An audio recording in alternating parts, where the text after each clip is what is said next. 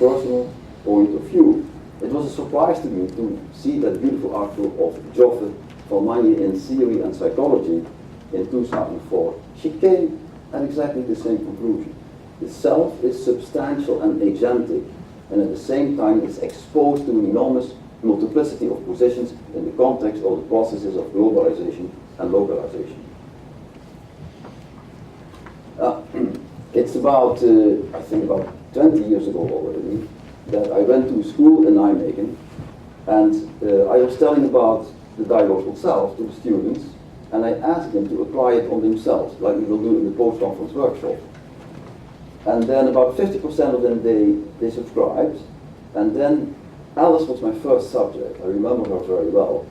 And I found something in her which I found in some other subjects, not in all of it, in some other subjects, which is the dominance reversal of two positions. One becoming strong, the other becoming weaker. I asked her the following question.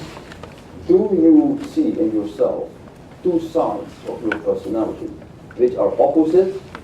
Is the one side a bit more dominant than the other side? It's a question to you. Do you see in your own personality two sides which are contrasting, which are opposite, where the one side is more developed, stronger than the other side? I see some questioning eyes, but when we would do that together, probably everybody would find the answer to that question.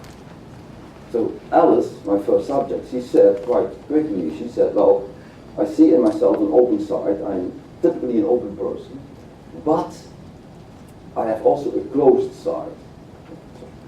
This open side was more dialogical position in her. This closed side was a little bit more a shadow side, more hidden, and was less dialogical. So we asked her some questions. For example, can you think about something in your past which happened and which is meaningful to you? And first I asked this to her open self, and later I asked the same question to her closed self. And I also asked questions about her present and about her future. Let's have a look what she answered, just as an illustration. Is there something important or influential in your past that still exerts an influence today? What she says is the following. My mother is open and cheerful. Mother, an other person in herself. It's like her. There is a strong ego aspect, similarity with her mother. Has always been like a friend to me. But somewhat later, when we asked the same question to the closed self, she said, when I was 12 years old, my father left the house. I know so little about that period. I think there is much pain and sorrow during that time. So from this closed position, she made longer sentences. The sentences were more problematic. There were more negative feelings involved. Just one more example. She did not only tell different things from different positions, even she told different things from about the same person. About her friend, this was the question, is there something important or influential in your present life? From her open position, she said, in the contact with my boyfriend, I'm always listening to him. I'm always there for him. Look at the word always. People use that term very easily, always. However, from her closed position, she said, my partner and I have both a broken relationship in the past. I do not want to lose myself again in another relationship. That's contradiction.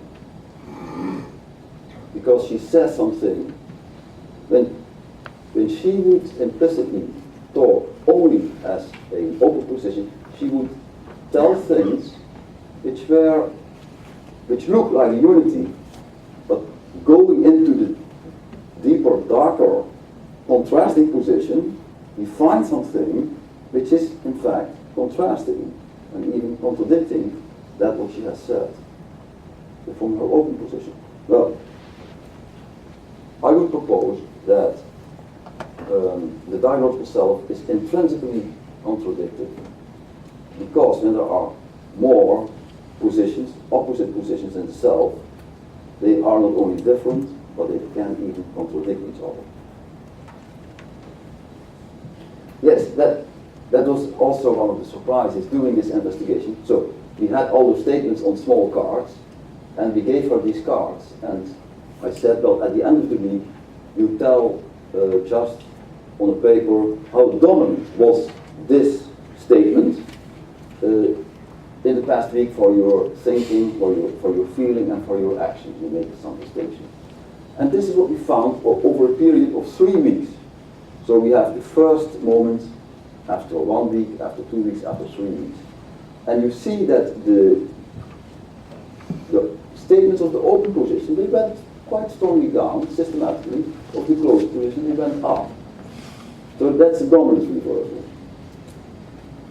But it's not only that.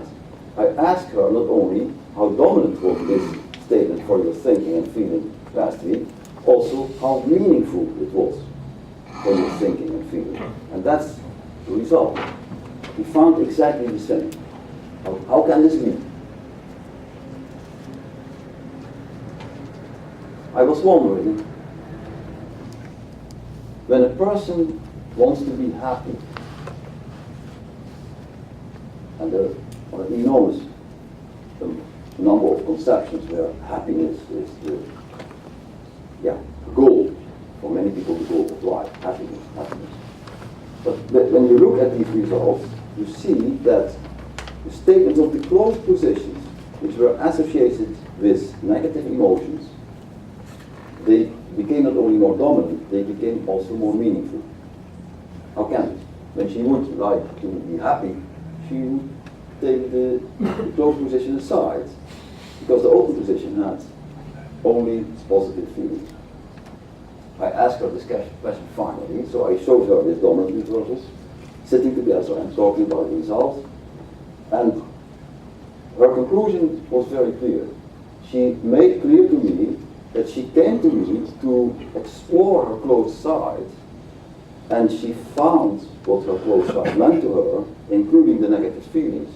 But it was very meaningful for her because it made her a complete person. So for her, to being a complete person was more important than to be a happy person. Yeah, this is also an invitation for you. Maybe something to do in the workshop or at another time, if you have time. We could say from when the self is self-contained, then your name or my name, I'm Hubert, I'm an autonomous individual. I know what I want to build up my future. But that's not the case, because everybody has a second name. And even my mother, Sprong, another second name, is also part of my culture. So I'm participating in two cultures. Hermans culture, family, and the Sprong culture, family. And they were very different. The Hermans, they lived in the city, had an independent business. They were very practical and very optimistic. When there was a story, you remember this as a very small child, there was a story and they always ended with a joke. Sprong, they were rural farmers, they had a lot of misfortune in the family, but they were very sensitive. They looked at your face and they felt how you were thinking about this. And they were quite pessimistic. The stories were very long and they ended quite sadly. This is summarized quite well the attitude of the culture of the families. But in Hubert, these things came somewhere together. I was influenced by my father, I was influenced by my mother. No, stronger. My father is in me, it's part of me. My mother is. They both died. They are still very important parts of my, in Jameson terms, my extended self, extended to the environment. I interiorize these persons. And sometimes I have not so many explicit conversations, but a kind of non-verbal dialogical contact, that where my mother is somewhere giving me an advice not to do a thing, and my father says, okay, you should do that. When you like it, you do that. So, from my father, I had this freedom, independence, and optimism, and from my mother, I had this love of nature and this pessimism. And it becomes dialogical when I'm in a situation that I may be a little bit overly optimistic, then I say, ho, this can also go wrong because this and this and this and this and this. So I need my pessimistic side as a kind of correction of my optimistic side, but also reversed.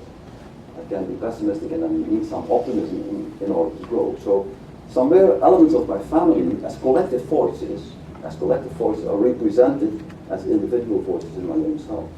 So there are two things I learned from this example, namely Hermans and Strong. These are collective voices represented in myself, so I'm more as just an individual, there are collective voices. But moreover, the Hermans family was much more powerful in the whole constellation than the Strong family. Therefore, there is more distance between Hermans and Hubert and Strong and Hubert. Hermans was more dominating. And you could see it in the family, that the voices of the Hermans were more dominant and were more seen as important. Also by the more submissive Strong family. So what I want to demonstrate with this example is that an individual, the first name would suggest an autonomous individual, but actually we are part of collective voices of our families, but also of our history.